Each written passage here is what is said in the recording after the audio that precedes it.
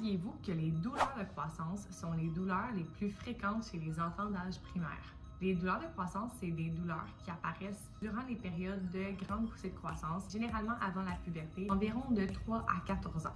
C'est des douleurs qui sont dues au fait que les os vont pousser plus rapidement que les muscles qui y sont attachés.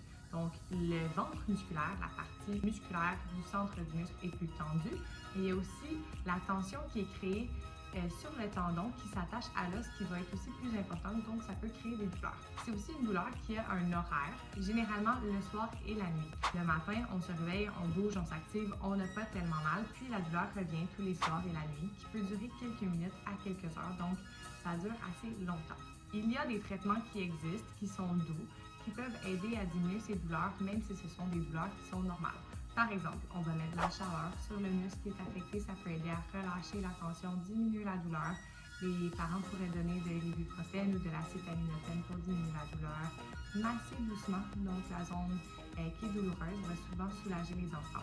Par contre, il faut quand même consulter en physiothérapie si jamais la douleur persiste, est très importante, n'est pas symétrique, vous avez des doutes, est-ce que c'est une douleur de croissance ou est-ce que c'est une blessure autre qui pourrait être liée par exemple à une surutilisation d'une partie du corps ou une mauvaise posture ou une blessure qui est arrivée dans un sport mais l'enfant ne s'en souvient plus.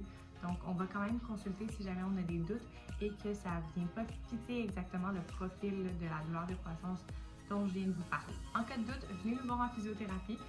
Sinon, on prend le temps d'expliquer à notre enfant puis on fait les traitements qui sont appropriés.